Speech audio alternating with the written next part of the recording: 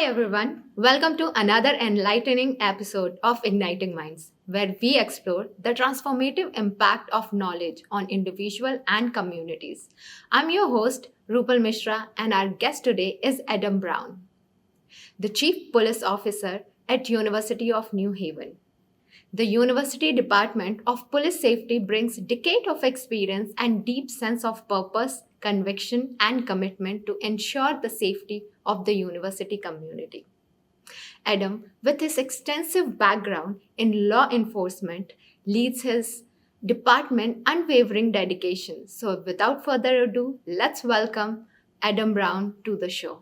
So, thank you so much, Officer Adam. It's pleasure to have you, and I know like your time is very precious. Each minute of yours is very precious, but you got the time for igniting minds, the power of knowledge. In this channel, we mainly talk about how person is building themselves with the knowledge and the skill set. So it's all about it's their journey. So and you have been in the university and have really good experience. So I would like you to start with your journey. How did you ended up like in University New Haven and becoming a chief officer in police department? Okay, so first of all, thank you very much for reaching out. This is a wonderful opportunity for me to be able to speak to everyone. And I truly appreciate everything you're doing. Thank you. So to start with, actually, many years ago, I'm a lot older than you, I actually went to the University of New Haven. I went here back in the early 90s, graduated from the University of New Haven in criminal justice, law enforcement, science, and forensics. When I graduated from here, I became a Connecticut State Trooper here in the state of Connecticut, and was a trooper here in Connecticut for just over 20 years. So after I retired from the Connecticut State Police, I actually came to work here at the University of New Haven, and I was running just the security side of things, not the police side. But I was in charge of everything security-wise outside of the main campus. So anywhere we might have had classes or students in the U.S. or overseas, such as like in Italy, where we have an off-site location, I was responsible for those things. As I continued my journey here at the university, during that time, I actually became an adjunct professor. I was teaching national security. And at the time, I also got my master's in national security. So I was teaching here, doing that part. And then right around, unfortunately, when COVID hit, they asked me to come in and I became the deputy police chief here at the university. But I still continued doing all my other responsibilities as well. I did that for a few years. And then about 3 years ago, I was promoted to the chief of police. So now I am the chief of police here at the University of New Haven. That's so nice. So I started out here a long time ago, went away and came back. And you would have witnessed to a lot of students, a lot of things here. Yes. Now, Exactly. what, if I may ask, like, what made you to stick with specifically university? Like, you didn't feel like to go to beyond like the university or the campus and actually get into the police department or something like that? So I was in the state police. So many years ago, when I graduated college, I went out, I did a full law enforcement in another department in the state. Did that, I retired, and then I came back here. So when I graduated from here, I went into Connecticut, and it's the state police in charge of the whole state of Connecticut. I was doing that, and at the time, my last 4 years, I was in the governor's security detail, so I was a personal bodyguard for Lieutenant Governor. When I retired, that's when I came back here. So I did leave, I went there, and then I came back. So you have like the overall whole nother lifetime experience in law enforcement. Yep. So what is if I ask, what is the most interesting thing you get in University of New Haven in the whole your response? So we actually do a lot of different things when it comes to the law enforcement here. So we're one of the few law enforcement around that we are fully certified police officers.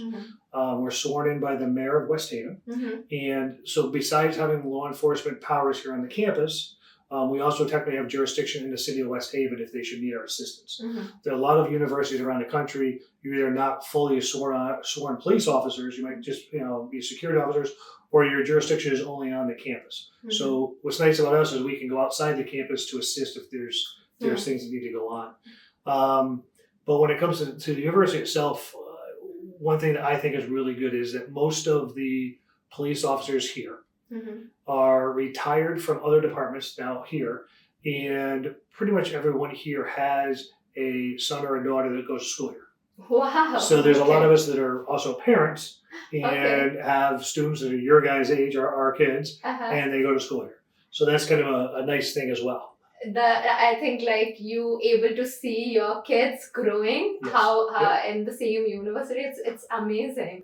Now let's talk about a little bit on the international students. Yep. So when they come, what are the process or the thing advice you ask them like you have to follow? It's Sure. specifically like the process, because they are not aware about the law, they are not aware the US. It's for them it's so much different, like the community they are joining new, the food, the financial, lot of Sure. like stuff they come. So in that pressure when they are, how do you suggest and what are the process they need to follow?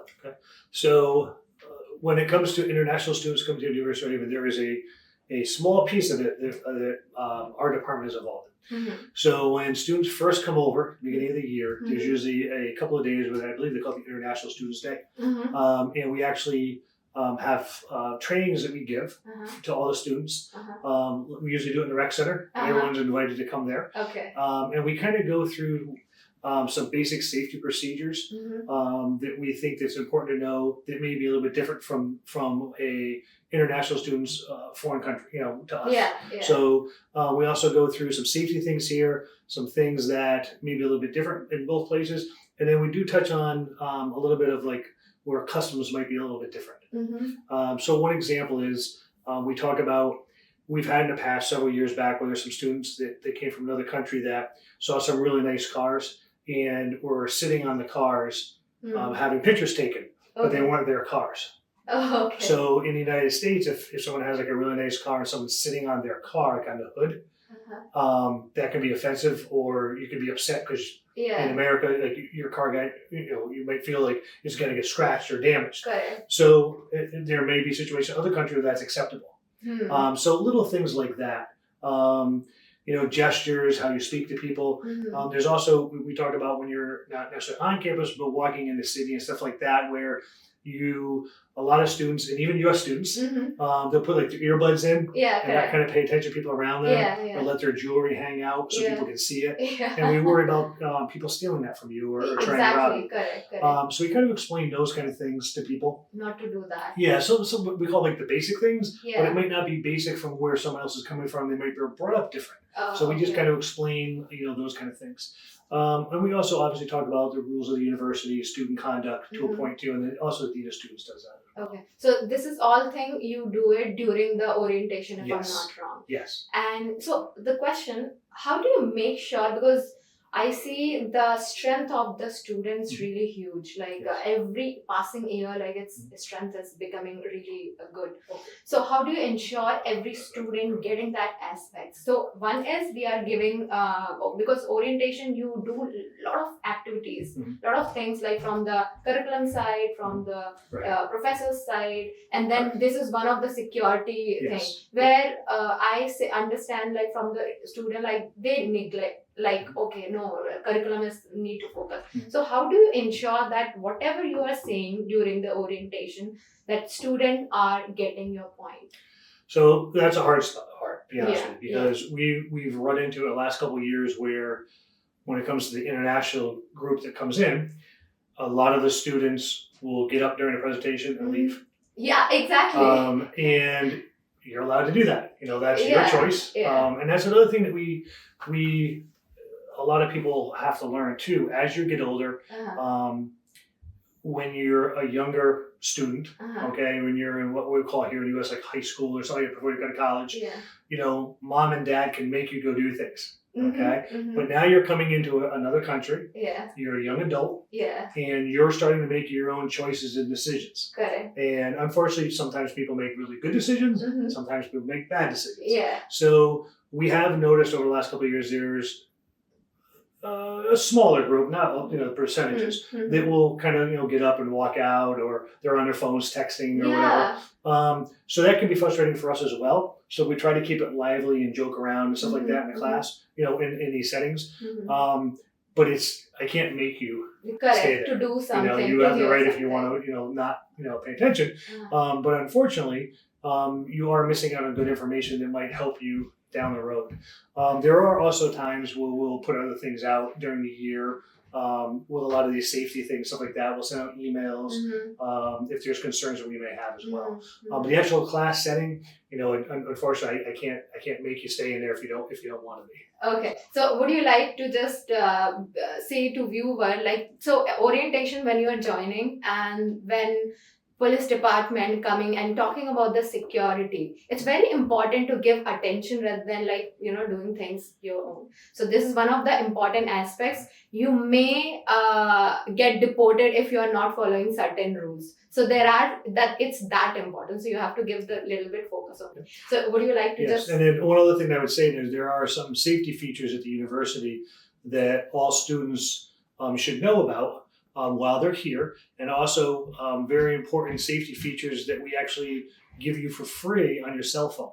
So there are certain apps that will show you how to load and put on your phone during these trainings that are free, that can help you in the United States or basically anywhere around the world, as long as you have internet access. You can immediately contact us for assistance. So it's really important to pay attention, because a lot of people miss out on some of these free safety features for yourself. And this is the university resources. You are paying really high amount to coming here. So I think you should use these free resources, absolutely. Yep, I agree. Yeah. So let's talk about a little bit on the challenge side of it. As a officer, you are handling team, you have a proper... What are the challenges you are facing right now? Sure. So some of the biggest challenges we have, first of all, I have to say, this is a great school. The students that go here are wonderful. I can say that not just as chief of police, but as an alum, because I went to school here. Okay. But there are challenges. Challenges are making sure that everyone's safe. Correct. And not just on the campus, but in their surrounding community as well. So we're always trying to do different safety things here at the university to enhance our security program. I think we have a really robust system in place, but I've been very lucky over the last several years where the university, we've asked for different things that obviously come with a financial cost, but they said yes, and they've helped us enhance a whole bunch of different areas that we do here and a lot of other schools may not.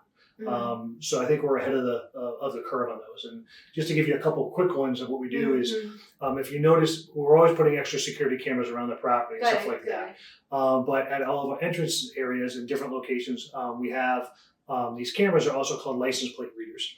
What they do is they're not looking for the individual person or something like that, but if our car pulls into our property or goes by, it identifies the plate and it checks to see if the registered owner of the vehicle is a wanted felon or not, which is a high crime here in America, or if the license plate is stolen, or if it's a stolen car. Because usually when you have incidents in the area, it's people using stolen cars will then come and commit another crime. So we've put that on our system as a couple of years ago. It's worked wonderful. It's helped us deal with a lot of situations of people that may be coming into the area to commit different crimes, but we're stopping them now before they get here. Okay. Which is a huge thing. We've also put more gates up. You're using the gates around. The university wants to be an open campus. We want you to have free flow and go and enjoy college, go to classes, have fun, all that. But we also want to make it safe. So what we do is there's certain gates we close at night. But when you drive your car in, as long as you're supposed to be here, which you guys are allowed to be here, you swipe your card on the gate and the gate will open. Or there's a security guard there to check to make sure that you're supposed to be here. And we allow you in, or if you have a guest, that's fine. But people that have no business being here, it's late at night, you need to go somewhere else. Another thing that we just started, which very few colleges in the country have, and I know we're the only one in Connecticut that has this, it's a new system. And it's called Zero Eyes. So it's another system that we put on the cameras. And what it does is it just scans anyone coming through here. and it looks for guns. Okay? Okay. It doesn't matter if you're a male or female, Uh-huh. if you're white, black, yellow, it doesn't matter. It doesn't look for that in any way. It's not looking for you. It's looking for the physical feature of someone pulling a gun out of a bag, out of their waistband, or something like That's that. amazing. It is. So it starts with artificial intelligence, Yeah. and then it'll lock into something, and then it will give it to a live person just to verify, Okay. and they instantly contact us. So if you're a police officer walking around, Mhm. okay, and Oh, obviously you yeah. have a sidearm in your holster, that's fine. It doesn't do Okay. anything about it. So how If it you- if you- differentiate? It's Like- artificial intelligence. I couldn't Okay. tell you, but it works. Yeah. So if that person or somebody has a holster and then they pull the weapon out, Okay. we should know within 3 seconds Okay. that Yes. that person just did it. And basically what it does is the cameras zero in on that person, send us a picture, and then the cameras will start following that person and giving us exactly where that person's going. Okay. So it's an incredible system. Yeah. It also can tell between fake toy guns and real guns, and lets us know these things. They're still going to tell us, hey, this person's walking around with which the computer feels is fake, but you should still check it out and make sure. Okay. But that could also be why somebody doing that. You know? So it's a great system. We just started that. We put some emails out, recently about that. So it's already installed yes, and implemented. Yes. So we basically turned it on about a week and a half ago. Which is good. And prior to that, we sent out several emails to students, faculty, and staff that were going to be practicing with this. And we just sent one out last week saying we're now starting with it. So I'm very excited about the fact that we have that. Again, nobody else around here has it, and everyone's calling us and asking us now how this works. So I have to really thank our administration for allowing us and giving us the financial means to do this. It was a great thing. This is amazing. And the parents, students, can you hear like the technology high? We are using really like AI to make work for you. So it's like so much technology we are using for a safety purpose, and so parents and students, you don't need to worry about the safety per se, right? So now I'm so glad like we have as a I was not aware like where like these things are implemented, but thank you so much for sharing that. Now let's talk about a little bit on the initiative like which you have taken. How do you identify like these are the important things?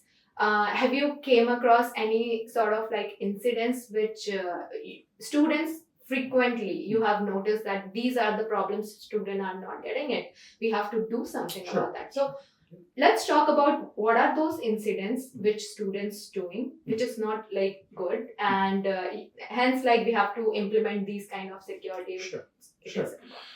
So there's different things that come and go. Again, I would say that 99% of the students are great here. And we don't have a lot of major issue with students here at the university. It's the normal college stuff. Where kids are drinking and partying and those kind of things, which all college campuses have. Different things that they're doing. So we're very fortunate on that. What we try to do is we just try to make it as safe for everyone as possible.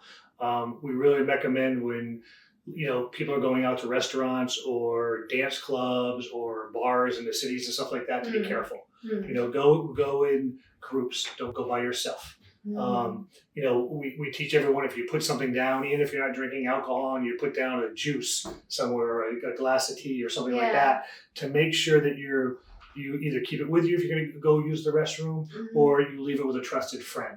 Don't be in a restaurant somewhere and just leave a drink on a table because someone could put something in it, and we don't want that. We haven't had any major issues at the school about that, but that's just something in general. We really try to make sure that everyone's aware of these things. Have you experienced or any incidents happened before, like something? So there have been, but not in where we are. In neighboring cities, there have been incidents of that, but not on our campus or anything like that. But when you travel these other cities, we want to warn you that it very rarely happens, but it can happen. So that's why, because everyone, either they take the bus and they go in, or they take the shuttles, or they have their own cars, and they're traveling into New Haven or Milford or Hamden and all these different areas. And we just want to advise you, listen, these are wonderful areas. You can have a wonderful time, but you need to be careful. The security is absolutely on you as well. You have to be very much aware what is happening around you, or rather than just putting like AirPods and just going around, right? So Exactly. I think you guys need to follow that, or just depending on the police or security side. Right. Now, there are like multiple parents must be reaching out to you, like, before the admissions when like they're concerned. How do you handle that? So that's a whole other issue, and there's a lot of parents that call, international as well as U.S. Correct. A lot of moms and dads and grandparents will call, Uh-huh. and that's a hard situation, and it's a hard situation for a couple of different reasons. Number one, yes, I am the chief of police, but I am also a dad. So Yeah. I get it when moms and dads and grandparents call because I would probably be that same person. But we do have strict laws in the United States regarding what we can tell parents. Okay. And it's called FERPA. Okay. Oh, So it's okay. a federal law that all colleges and universities in the United States have to follow upon. Uh-huh. So if you are a student that you go to school here and you are 18 years or older, okay, Mhm. there are certain things that we can talk to your parents about, certain things we can't, because if you don't give us permission in the United States of America, you're considered an adult, and there are things we can talk to your family about if you sign a document at the university, and there's some things we can't. Mhm. So if, let's say, a parent calls here and wants to talk to me about your grades, Mhm. it has nothing to do with me, and I Yeah, can't anyways. correct. If a family member calls here and they're concerned about you, and we can talk and see what's kind of going on, but what we're not really allowed to give anyone your information. Mhm. Okay, so if you're a student and you're not, I'll give you an example of I'm not with using it. So we had a parent call me one time who was very upset because they couldn't get a hold of their son or daughter on the phone Mhm. kind of every day. Yeah. And so we did a well-being check to make sure that student was okay. Mhm. The student was totally fine and just Yeah. enjoying school and hadn't called their parents in a couple of days. Oh, And that was it. okay. The parents were upset because they wanted every day phone calls. I'm like, Yeah. listen, I can't make them. They're above 18 years old, but they're doing well in school. They're having fun. They have a lot of friends, and Yeah. I'll let your son or daughter know to call you, but Yeah. I can't make them. So Right. things like that. So we try to work with families, especially with families that are far away. It's a little bit different if mom or dad are in the city of West Haven, they can come knock on the door and everything. Uh-huh. But especially with overseas, so we try to help a lot. We try to make sure families are good and they're in a safe spot back home as well. Correct. So I will work with you as much as I possibly can and give you whatever I can, and I'll try to make your son or daughter call you when they can. Yeah. So this is like the parents, they maybe like they sometimes like they need to understand which department is focusing on which side of it, right? Right. Yeah. So it's very important when before asking a question, because the person may be okay, I have nothing to do with that. It's true. So yeah. And now let's talk about the incidents sometime happen, serious incidents Sure. also, like in past 2-3 years, I witnessed like few things. Yeah. So I want you to address on that, like things happen, you want or you don't want, no matter sometimes. Sure. So how do you handle, like there are like certain accident happen nearby university or Yes. with the students? Yes. Yes. So let's not talk about the nearby university, but Okay. when happen to any student, Yep. it's like free will, like Yes. student, they Yes. no matter how Yeah. much you make Correct. them to Yeah. do something, but they come across and these incidents. So when you how do you handle these kind of situations? So the pressure of the international student will be there, the parents will be there. You Sure. need to handle a lot of things, the university pressure, professors, everything. So everything rely on you, right? Call is coming. You need to. How do you handle particular Sure, that no, no. situation? So I am very lucky. We have a very robust team Mm-hmm. here at the university, so Mhm. it's not just me. Yeah. I might get the information off the bat, or there Uh-huh. might be another colleague of mine in a different branch here. Uh-huh. It might, let's say we hear that something unfortunate happened to either a U.S. student or an international student, not on campus, but somewhere else in the United Correct, States. correct. Okay, because that unfortunately has happened. Yeah. So normally speaking, what will happen is either I will find out somehow, Mm-hmm. or the dean of students office will find out. Mm-hmm. the dean of students will contact me, or I would contact that office, try to get the general information of what happened to the student, where they are in the United States, what other students may be there as well. Okay. Yeah. Because yes, there's something may have happened to that one person, but there could be several other UNH students there as well that might need different type of assistance. Correct. Okay. Correct. Where no one might be hurt, but they just may need some support. Correct. Talk to somebody, get back here. Like there's a lot of different things that fall into that. Yeah. So basically, what will happen is we would get as much information we could to this person. That's why filling out contact numbers and putting phone numbers down is very important so we can get a hold of you. And either my department or the dean of students office, depending on the situation, would reach out to those students, Yes. kind of see what's going on. What do you need? First thing is, are you okay? What do you need at this moment? And are you able to get back to the university so we can help you more if you're staying here on campus? Okay. If you're an off-site student, there's still things we can do for you, but it's different things. You know what I mean? We're still here to help no matter where you are. So once that's kind of figured out, there's all different branches here that would take different pieces of that to assist the students. Okay. Speeding forward, let's say once students are back here at the campus, okay, there's lots of different resources that we have here. If you're just you want to talk to somebody or something like that, we have a counseling here. It's called CAPS. They do a wonderful job here at the university. And to handle the mental pressure. Yes, stress. yes, 100%. And we don't have direct. Correct. We're not part of that, but we would contact them, help you set up an appointment, and you go there, and everything is very confidential, and they do a wonderful job there. Okay. There's other support groups here as well for all different things, or anything you want to talk to, or just go relax somewhere or hang out or what you want to do with that kind of stuff. So there's lots of different groups here. And there's also, there's also other groups that are outside of the university that are part of our university. If there's some specific things that we may not have, the resources here, we can help you find those other resources as well.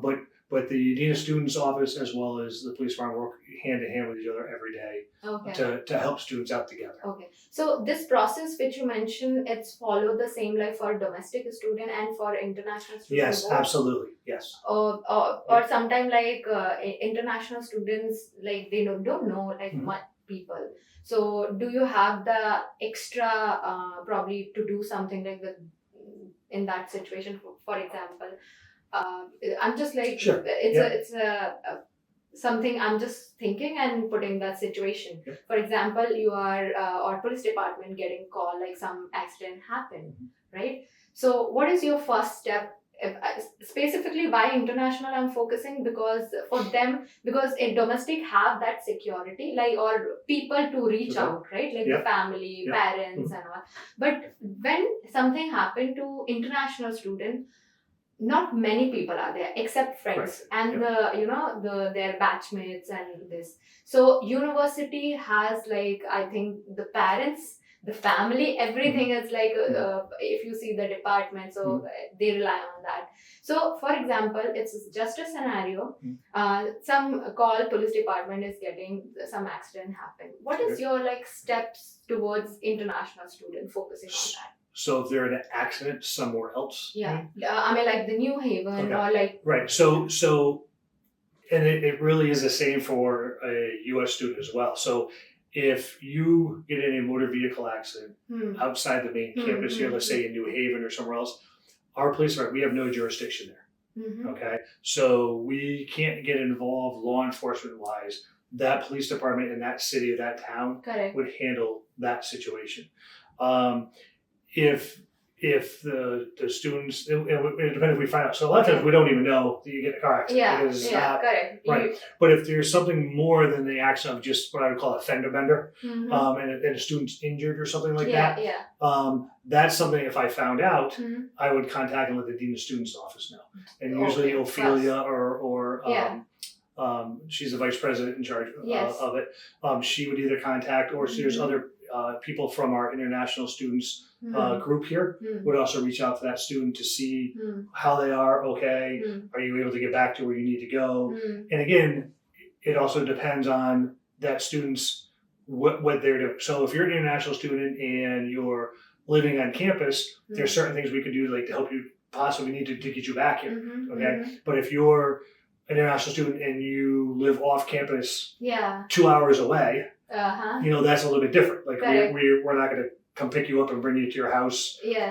2 states away or something like that. Nor do we do that for a U.S. student. Okay. Because Correct. you're not living here on campus. Yeah. Yeah. We would give you ideas of what you need to do or suggestions, stuff like that. But we're not going to. Everyone's treated the same when it comes to those It's things. not possible Right. for any individual actually. So And that's both U.S. or international, so it's not. It's Okay. the same across the board. okay. So why I was asking this because sometime happen a lot of the times the person met with the accident, but other person like the friend, the person who's with the person like who met with the accident, it mesmerized sometimes Sure. that what I'm supposed to do. Right. And my friend now like what to do. So Yeah. it's for those students what security they need to if by any chance they're landing themselves like in these situations, what are the things should be taken care or do by the friend or who's with the in that situation?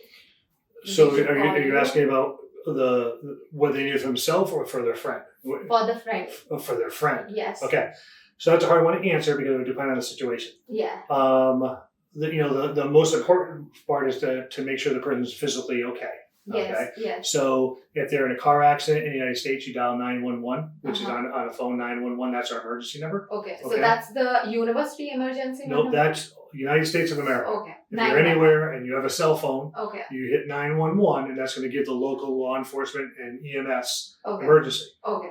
So if you're in a bad car accident and you need help, or So first someone's 911. 911, you dial that, you Okay. tell them where you are. Okay. That's emergency to come to, Okay. and that's anywhere in the United States. Okay. Okay, so that would help with the initial situation if someone's in a bad car accident, somebody's having medical issues, those kind of things.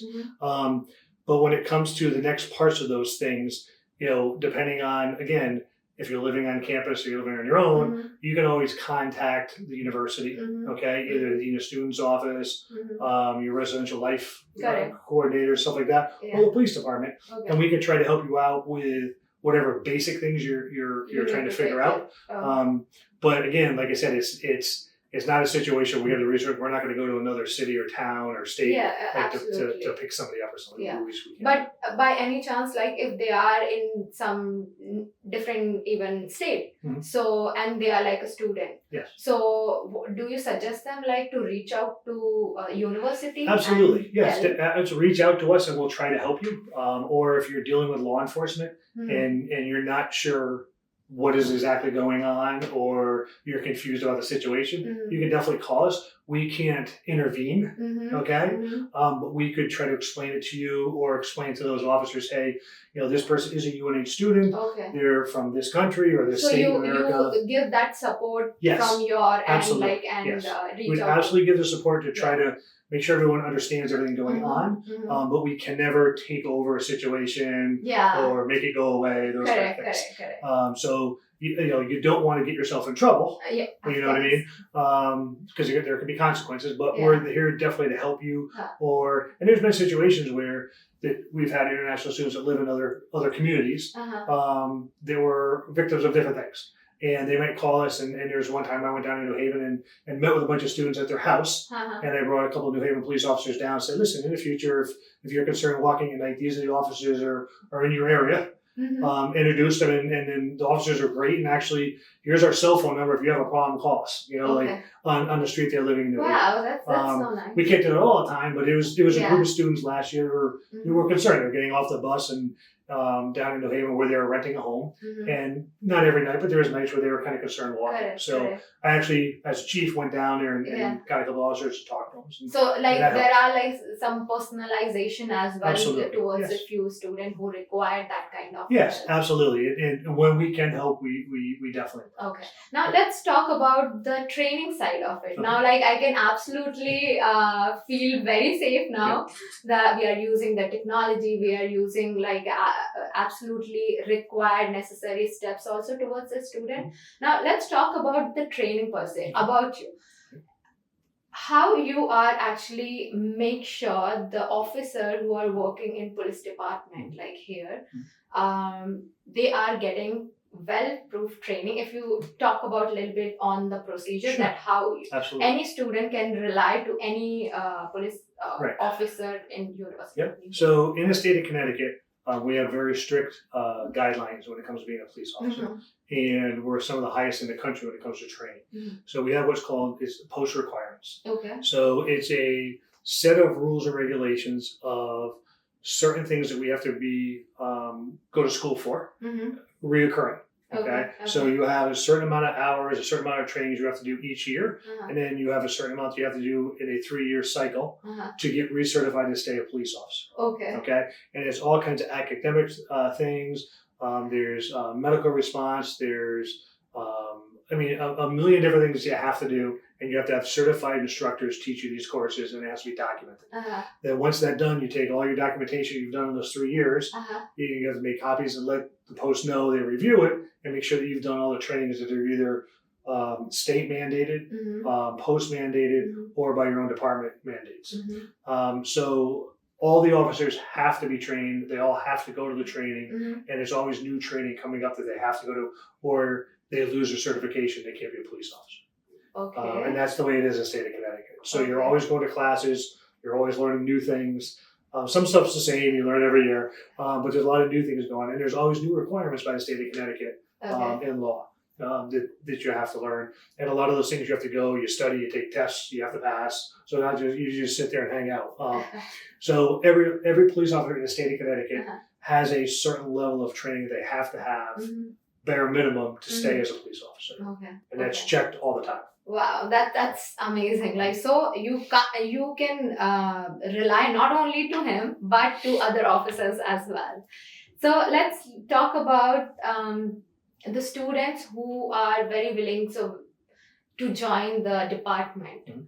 So is there any specific procedure they need to follow, or if they are willing, they are seeing you, so you know that you are kind of role model for other students who are hanging around here. So if they want to join any department, so what are the procedures they need to follow, and how much time it takes to? So it takes a lot of time. So normally speaking, if you apply to what I call a local police department, like a town police or a city police department, like West Haven, New Haven, Guilford, Branford, any of those kind of things, and even the state police where I originally came from, the process it takes about a year to a year and a half. The reason is there's a lot of different steps you have to go through. So there's usually a lot of them have written exams. There's an oral board. There's a physical agility test to make sure that you can run and jump and all that kind of stuff. And then there's also a psychological evaluation. You have to take a polygraph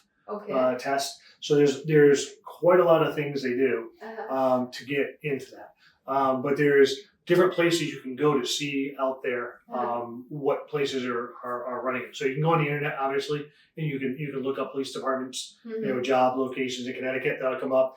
There's an app that's out there. It's called Police App. That's another one where a lot of police departments now put their applications on, and you can kind of scroll through it online and see which departments you might be interested in. You can apply that way. So those are really the best ways to do it. Go on the internet and see what departments you're looking for. Another thing you can do too is if you're want to speed yourself through part of it, there's a test you can do, but it only lasts for about 6 months. It's called the CHIP test. And you have to pay to do it, but it's the physical agility test. If you get pre-certified in the CHIP test, that can help you sometimes skip one of the processes in their PD. They won't make you do it because you just did it. And then you kind of jump into that next group. Just kind of speed because it's a process. So I wouldn't do that right now. I would start the process, get a little ways into a department, and then do that. And that kind of helps you skip ahead of some of the other people that haven't done that part yet. So is it like for, if I talk about the university security department, like for if they want to join as a volunteer or not volunteer, but the per se, like, so this would be the same procedure? So no. So what we do have here, is you would not be a police officer. But we have what's called student patrol. And we've had U.S. kids as well as quite a few international students that will come and work for the police department here during the school year, kind of like you do with some of the other different things you have here at the university. but you are not a police officer, so you're Sure. not arresting anybody or anything like that. But you do help with the department. You help us with alarming buildings, unlocking buildings, and those kind of things. Yeah. But you kind of get to see kind of what's going on. So we don't have a lot of spaces, but we do have a student patrol. So student, they come to you and say like, we would like to join. So right, so you would do? at the beginning of the school year, you would come down here right away before everybody else comes. And there we have Officer Maraska. He's the officer in charge of it. You can let me know, but I would refer to him. Okay. And then he would meet with you, and then depending on how many open spaces we have, you have a shot at one of those spaces. Yeah. Normally speaking, let's say I was a student and I've already done 3 years here and I've already been one. I keep my space. When someone graduates, there's an open space, and then a freshman or a sophomore comes in or something like that, and you can work up. So if we have a space open, we're looking for people. So every year there's always a few, because there's always students graduating. So. Okay. And now, what is, as a department security, you are looking after a lot of things. What are your expectations from students, whoever is joining you, or not joining you, but the University of New Haven joining? So what kind of advice you would like to give to students that we want you to do these are the things, these are the basic, where we'll be like, you'll make our job like half. Right, sure, no, exactly, sure. So a few things, okay? Yeah. The first thing is, please come to our training classes. Okay. Okay. Those are, that's the air. Okay. Please come to training classes. You kind of learn what the safety things are around here. The next thing is, if you feel that you're being a victim of something, or let's say something got stolen, or you're concerned, or walking at night, we have safety measures around the campus where we do escorts, and we have the golf carts. Say something. Come talk to us. Okay. I always say we don't bite, and almost all the police officers here, we have sons and daughters that go to school here. So we look at it as you're all our kids. So come talk to us. We'll try to help you. Don't be shy. Don't be bashful. I know that law enforcement is different in other places, and we're really nice. And we're very friendly. So come see us. Come talk to us. But also, look out for yourselves. Look out for your friends. Make sure that you're not doing something that puts you in a bad situation or puts you in jeopardy somehow. Those are my biggest things right there. And like I said, if there's something going on, come and tell us. Come talk to us. And we're always walking around. We're always driving around. And we're very friendly. We'll be glad to help. Okay. So don't be afraid. No. Whatever happened, don't sit back and just overthinking. Come to police department, and I have noticed and I have witnessed that whenever you are in the trouble, talk to somebody, anybody. It's not like one person, but talk to someone. They will guide you, they'll help you. So yeah, the one piece of advice. Okay. So now let's jump into the next round of podcast, which is more on the wordplay. It's a fun side. I'll not put you in the trouble.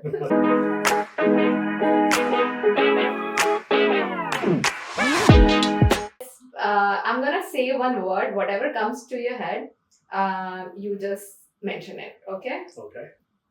Okay, so let's see what I can get for you.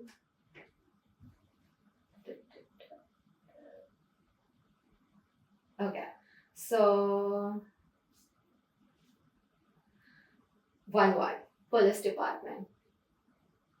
Police department, one word. That's a good one. So I would say, I have to use one word for it? Yeah, just one word. Happiness. Okay. Only because, like I said, everyone here is a happy place to work. Okay. And people like working here. They enjoy being here. Okay. And we have no major issues. Okay. A student. Students. Success. Responsibility. Integrity. Security. Security. Confidence. Okay. Objectives. Objectives. That's a good one. Objectives. Motives. Mm-hmm. Influence. Integrity. Inspiration, Desire, achievement. goals. Okay. New Haven. New Haven. That's a good one. Fun. University of New Haven. University of Haven. Yeah. Let's see. University of Haven. It's great education. It's 2 words though. Okay. Adam. Adam. Let's see. Dad. That's so nice. It was wonderful talking to you, Adam. And I must say that you have given me the sense of, the belongingness and the security, the safety, where I do not need to think over like, oh, what I'm supposed to do. Yeah. So anything happens, I have some people here like I can Absolutely. reach out. Yes. And I can rely on as a family, because I don't have family over here, Right. but I consider the professor and the students and like you people always came forward and helped students. So thank you so Absolutely. much for your time, and I wish whoever is watching, please do not think over, like especially I know security is one of the major concern when you travel across the country, but one thing I can give you a surety as being here, you can get the back support. You are going to make another family here. So don't be afraid. Let's make come out of from the comfort zone, and let's make a new one for us, right? So with this, next time we'll watch you. We'll get you a new speaker with the new knowledge and the skill set. So till then, keep watching. Igniting Minds, the power of knowledge. Thanks. That was great.